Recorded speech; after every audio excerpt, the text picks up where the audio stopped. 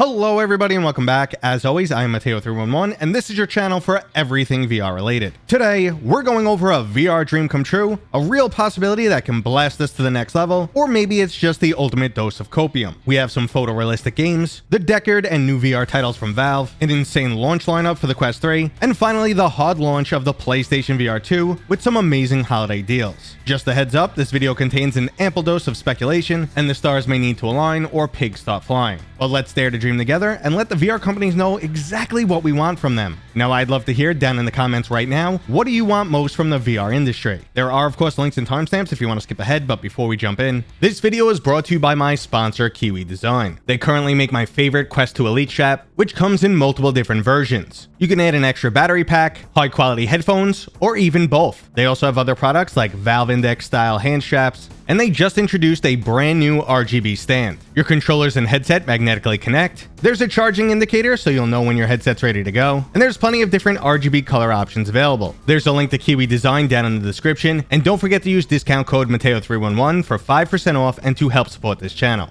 Let's start things off with products that are less likely to see the light of day in 2023, but things will get more and more likely as we move down the list of this video. First up is some photorealistic games. Currently on screen is a demo showing off the power of Unreal Engine 5.2. Now sure, this looks pretty amazing, but it is after all just a demo. I mean, real games can't look this good, right? Well, let's check out the new gameplay trailer for Unrecord. This is a tactical simulation shooter, and it's almost impossible to believe that this isn't high-definition body cam footage. Now, if you're really looking for it, there are a few key indicators that this world is artificial, but for the most part, we have hit photorealism. But why am I making such a big deal here? After all, this is only a flat screen game. Well, it's been proven time and time again, what's been made for flat screen can be brought into VR. This includes everything from classic to modern horror games like Resident Evil 4, and again Resident Evil Village, all the way to AAA titles like Elden Ring, Cyberpunk 2077, and Hogwarts Legacy. Now the latter are of course only mods, but it does show that it's technically feasible to bring these games into VR. So with the Unreal Engine 5.2 pushing graphics like this, I can't wait to see what's in store for the future of PSVR and PlayStation VR 2. While it's unlikely that the Quest 3 will be capable of these graphics, especially since some of the bigger features in 5.2 are not supported by Quest, but there's still plenty that Meta has to offer, which I'll go into later. For now, let's focus on the Deckard and new VR games from Valve. Now, if you're completely out of the loop, the Deckard is the code name for the Valve Index replacement. Sadly, it's Bradley has been doing an amazing job keeping us up to date on all the latest leaks, patents, and data mined information, but if you're looking for something more concrete, Valve's own statement said that they are very much still working on VR, but they're not going to give us any real details, so let's go over the current expectations. This new headset will feature eye tracking to be used both in-game and for performance boosting foveated rendering. Additionally, the headset is expected to have wireless capabilities, which at minimum connect it to a PC and at most make it fully standalone. There'll also be a pass-through system that may focus on AR technology, and finally we're getting a vastly updated user interface. Now these items are all pretty much guaranteed, but it's also likely we'll see a high dynamic range display with a variable refresh rate. So what that means is much better colors and less frame timing issues or performance-based artifacts. Sadly though, there's no information regarding release dates or other internal specs, but if you're thinking a 2023 release date is completely out of the question, remember that the Valve Index took us by surprise and was announced only 2 months before it released. Now this doesn't mean the Deckard is likely, just that it's possible. But besides new hardware, Valve supposedly has at least one new game in development. Neon Prime, formerly codenamed Citadel, is a competitive multiplayer third-person shooter. You'll be controlling different combined alien races, making this sound almost like a hero shooter, but there's also resource collection and tower defense-like elements. But unfortunately though, the latest rumors say this game no longer has a VR component. For an extended period of time, this title was claimed to feature cross-platform support, and VR gamers were supposed to be taking on some type of overhead battlefield controlling role. Now, if this has been officially eliminated, it is a sad day, but the latest rumors for HLX are sounding absolutely fantastic. Originally, HLX was claimed to be a standalone version of Half-Life Alyx. Now it's looking like both a sequel to Half-Life 2 Episode 2 and Half-Life Alyx at the same time. Now, if you've completed Half-Life Alyx, you can understand how that's possible, and I truly hope we get to step into the shoes of Gordon Freeman in a brand new VR game. Now, I wouldn't be surprised if Valve is working on multiple different VR projects, and even an AR title. They've been known to work years on a project, only to later trash it and just move on.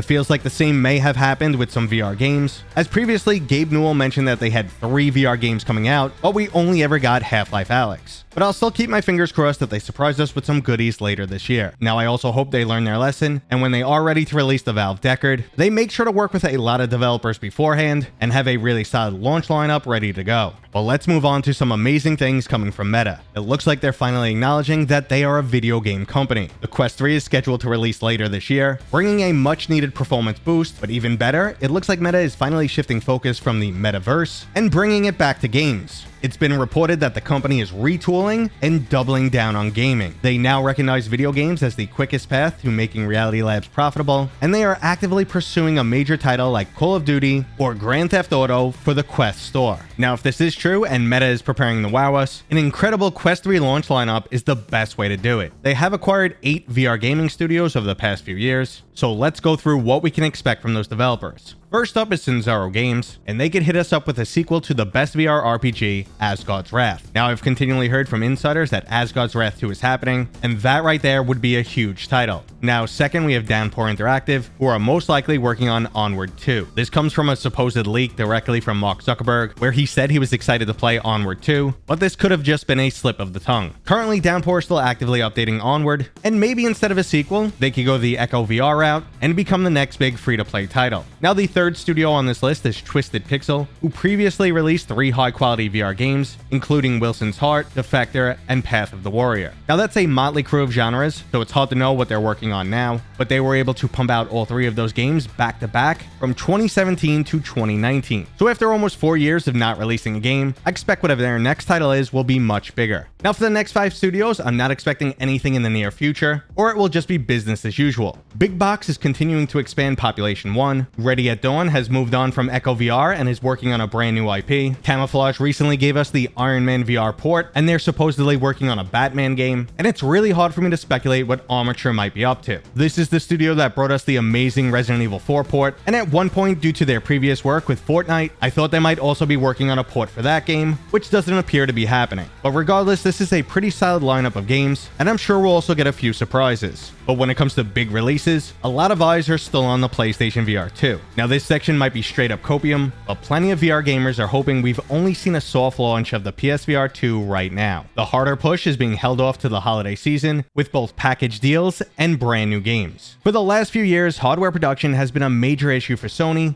due to pandemic-induced supply chain shortages. For years, the PS5 was selling at a slower rate than the PS4, but only because people couldn't get their hands on it. Now the rate of sales is significantly increasing, and Sony may be gearing up for a multi-pronged attack. In order to capture PlayStation 5 owners that didn't originally buy into the PSVR 2, they'll need to hit those gamers with more AAA titles or some hybrid modes of existing games. Those new to the entire PlayStation ecosystem will need to be offered a great value for their investment. Well, what's better than a PlayStation 5 PSVR 2 Horizon-themed combo pack? Give us Horizon Forbidden West and Call of the Mountain with both the PlayStation 5 and PSVR 2 at the price of $1,000. Now, that's definitely still a big ask, but when you compare it to the rest of the VR industry and how much entertainment you'll get out of those 2 devices, it's a pretty amazing deal. Now, finally, for the existing PlayStation VR 2 owners, Sony needs to give us a bigger commitment. We definitely need more games, and I wouldn't mind seeing a new aim controller. Now, I'm sure people would love PC support for the PlayStation VR 2, or for Valve and Sony to start playing nice and sharing exclusive titles. Now, there's definitely some possibility of that happening, but Sony is still currently concerned with producing headsets for the PlayStation 5 rather than PC right now, and depending on when Valve eventually releases new hardware, will definitely impact the share of exclusives. But the expectation still remains on Sony to deliver us the next-gen VR games, and it's time for them to sink or swim. Now, this was just some of my opinion and speculation on the future of VR, but I would love to hear what you guys are thinking down in the comments. And that was today's video, brought to you by my dad, Mateo311. If you enjoyed it, please go ahead and give it a thumbs up. And if you're new here, Consider subscribing. consider subscribing. Consider subscribing. Consider subscribing.